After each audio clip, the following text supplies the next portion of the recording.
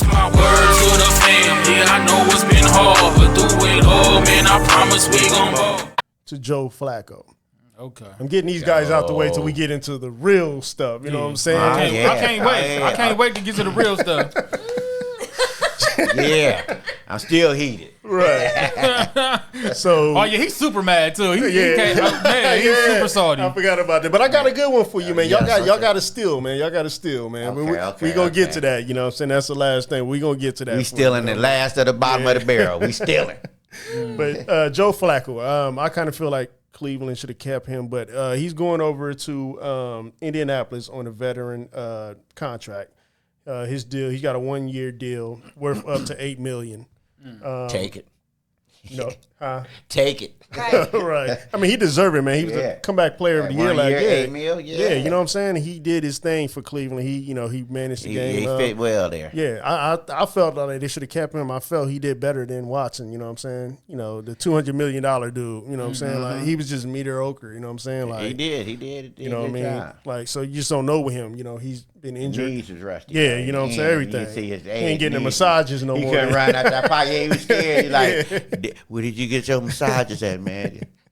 He can't get them no more. It's affect his game. Yeah, coming, you know, as soon as he say something. Yeah, when that deal, I was like, oh, that's a lot of money to give. I mean, I get it. I mean, he ain't played in a while, but back to Flacco anyway. You know what I mean? His work in. Yeah, he put his work in and comeback player of the year.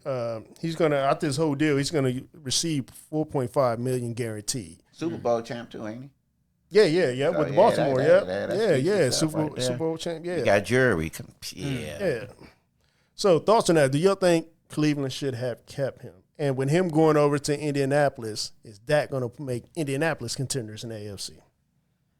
Now my question starting with this last. Like what I think is like, did he fit well with that team? Like, will he fit well with Indianapolis? I said, did he fit well with Cleveland? Who, Jack Flacco? Yeah, did Flacco fit well? Yeah. You know, he I forgot his record, man, but he fit in well. He ran the offense. Their defense really carried him up, but he came in and, he managed 6-2 or something. Something like that. He managed the game. So, you know what I mean? Like, he was a good quarterback. He fit in well with that system. You know what I mean? Like, he came in and he was a ball. He managed the game. Like, you know what I mean? Okay. Like, and he had a couple of turnovers. You know, like all quarterbacks have turnovers, but, you know, for him to get called off the couch at home to come and play for Cleveland the way he played, I felt like Cleveland should have kept him. I mean, I get you got all this money invested in Watson, but you know, Denver had all that money invested in Wilson, and they like $89 million go to let that. You know what I mean. They're tired of his shit. Yeah, maybe it was one of them front office things. You know what I'm saying? Maybe they just felt like he wasn't fitting with certain receivers or something. Like maybe it was just that or something. I mean, it could be, but I think it was just more, you know, like the quarterback controversy thing they didn't want to deal with. You know what I'm saying? You know, they look at it like they paying all the money to this quarterback. So he's got to be the man. Yeah, you know, I get that. But you never know. We don't know what's going behind the scenes. You could be right. You know what I mean? So, yep. Well, he said he wanted to be a starter, too. He wanted to try his chances of being a starter. Well, I don't no, I think, hold on, I'm maybe, don't hold me to it, but I think he's going to be a backup, though. I'm not for sure. Flacco? Yeah. Andy? I mean, y'all can hold me if I'm wrong. Let us know. You know what I'm saying? But I thought I read that. Let us know. Yeah, I thought I read about it. He was going to Indiana, you know, to resume a backup role. I could have read something else, but you know, he could be. But I know he was saying at one time he wanted to be a starter. You know, but I mean, I think he only got so much time left. Yeah, and even if that is the case, I think he will end up being a starter this season for Indianapolis. But back to he fit in well with Cleveland. You know, I think he fit in well. The only thing was, you know, his knees didn't go good. But, his knees wasn't working in the end when we needed that run. You said, I'm a leg. He's like, I'm coming. I'm trying to get away. You know, I'm just doing my At least Winston, we know he'd take off. 3-step drop. Y'all better protect me because they coming. I'm going down. Winston can get away. And right, he done took crab legs and shit. He done did it all. We know he can get away. Legs, you know what I mean? Yeah. So they went with the younger legs in Cleveland, huh? Hey, I mean, hey, that's the only. If he could have got away from some of that, maybe stop the turnover too. Now Winston might give an interception here or there, force and shit, but you know, Watson, they can live with that. Watson, you talking about Watson, right? I'm talking about what's the name? If Winston get in, I say he might. He might throw an interception here or there, but I hope Watson have a good year this year, man. Cause if not, he done. Yeah, he done, man. Yeah. Yeah. So do you feel like they should have kept him? And does he make the Indianapolis? I mean, it would have been nice, but just because they made the business decision. Yeah, about the money and yeah, they made a good. He's younger, so he should be able to stay a little healthier than I get it. You think? You know what I'm saying? This dude he ain't played that much for the money he making. You know what I'm saying? Like shoulder injury. That's how you do it. You got $200 million. You better get in there and throw with your left. Right. You know what I mean? When they know it's about to come to an end, they be left hand, right hand, right. Kick pass. Right. Nicole, give us something. Hey, we got something for you. He was like, give me something. He said, Nicole. Oh, look, I'm gonna get a name tag right here. Right. Right. It's like, hello, look, can you hear me now? All right, slow motion. Look, talking to the mic, speaking to the mic. No, I mean, I just think that when it comes to sports, it's a lot of politics. So as a fan, your perspective, you like, I want to win, and it's almost like you're living through them. Yeah. But for them, they're in the office. Majority of these people have never played the game, right? Mm-hmm. And it's always business over the sport for them. So they're they're making moves behind the scenes, and it's never going to make sense as a fan because it's a disconnect. It's a communication issue, and then it's a lot of moving pieces too because you don't know like the conversations that are going on in the boardroom, who likes who's getting along with who, and people and people do deals. So like, say for example, like it's almost like say somebody catch a case, right, and say they're guilty, but this person might owe you a favor from back in the day and be like, man, I know so and so is guilty and et cetera, but remember when I did that favor for you? I need you to give me this favor. You came to cash in. You know what I'm saying? Yeah. I need to cash in that favor. Right. It's a lot of politics. Yeah. So I don't think it's ever going to make sense. I agree with you to piggyback off what you said about Deion Sanders, how he had God in his life, and it's important to have that spiritual guidance because. So that you always stay grounded and that you remember why you started. You remember your why. Be humble. Yeah, you got to. You will get humble. You will get humble. Yeah. Humbled and humble. Yeah, because character will always sustain you. Right. Because if you have a good character, that can open up opportunities to do other things when sports is over. Right. Yeah. When the bag leaves, if you got the character, you can always get it again. Okay. That's what I'm talking about.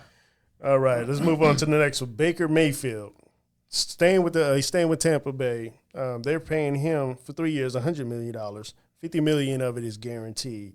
He is set to make $30 million in 2024, guaranteed $30 million the following season, and then $40 million the following season in 2026. Mm-hmm. And then he's got his total contract could be up to 115. He's got like $5 million in incentives he can get. So his total contract's 115. So he's got like $30 million guaranteed, 30 guaranteed, and 40 guaranteed within the next 3 years. Thoughts on that deal with Mayfield? I don't know. I don't really mess with Baker Mayfield for real. So I don't know. I don't know what to say.